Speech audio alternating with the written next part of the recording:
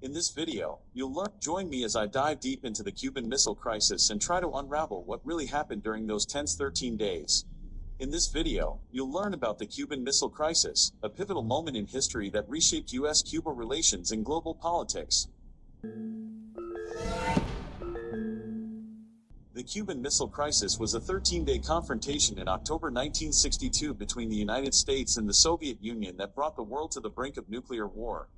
It all started with the escalating tensions between the two superpowers, which had been building up for years. The Soviet Union, under Premier Nikita Khrushchev, had been seeking to expand its influence in the Western Hemisphere, while the United States, under President John F. Kennedy, was determined to prevent that from happening. This tension was further fueled by the arms race and the Soviet Union's desire to level the playing field with the United States. In 1959, Fidel Castro took control of the island nation of Cuba, only 90 miles from the state of Florida.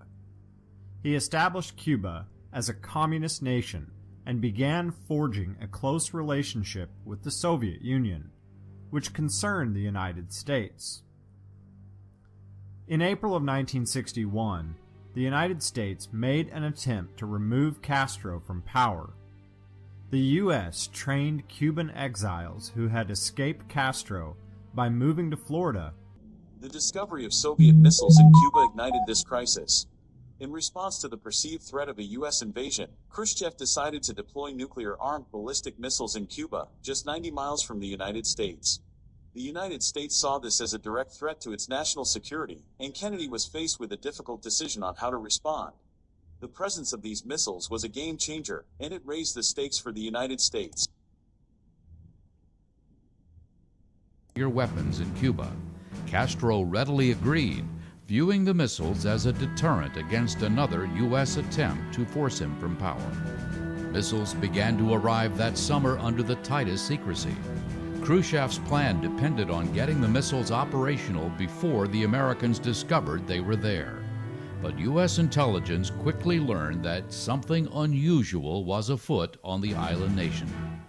In early October, U-2 and Navy reconnaissance flights provided alarming but conclusive evidence that the Soviets were constructing missile launch sites throughout Cuba.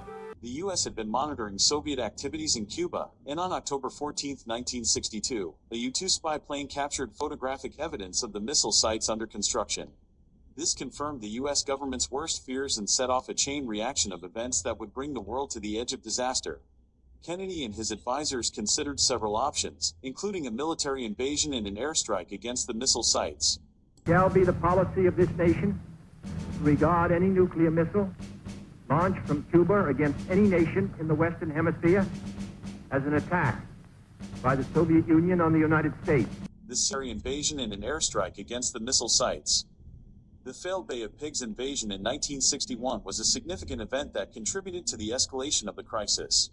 The CIA-backed operation, aimed at overthrowing Fidel Castro's communist government in Cuba, ended in disaster, and Castro sought closer ties with the Soviet Union.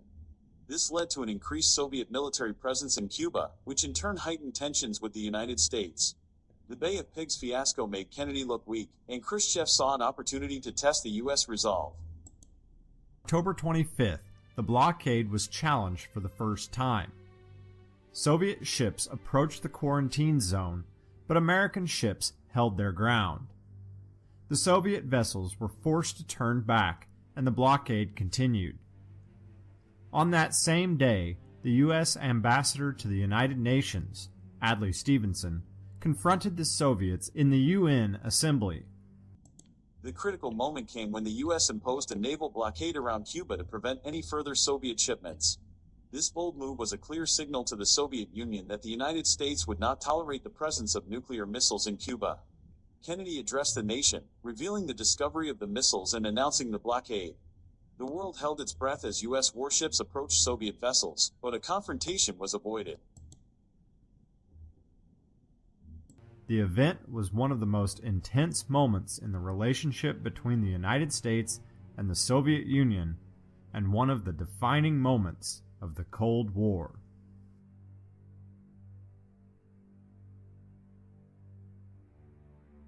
The crisis was eventually resolved through a combination of diplomacy and compromise.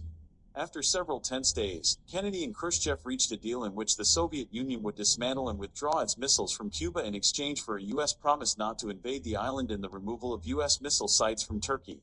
This resolution marked a turning point in the Cold War, as both sides realized the devastating consequences of a nuclear conflict.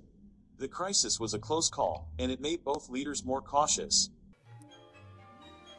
For their outstanding work in confirming Soviet weapons, the squadron was presented with the Navy Unit Commendation, awarded personally by the President. It was the first time ever presented during peacetime. The U.S. quarantine of Cuba brought Cold War tensions to the brink of a nuclear conflict.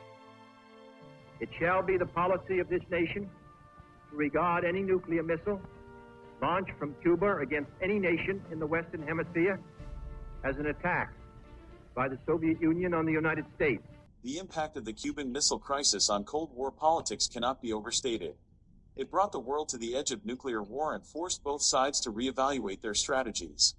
The crisis led to a period of détente, as both superpowers sought to avoid direct confrontation and instead focused on diplomatic efforts. The legacy of the Cuban Missile Crisis continues to influence international relations to this day.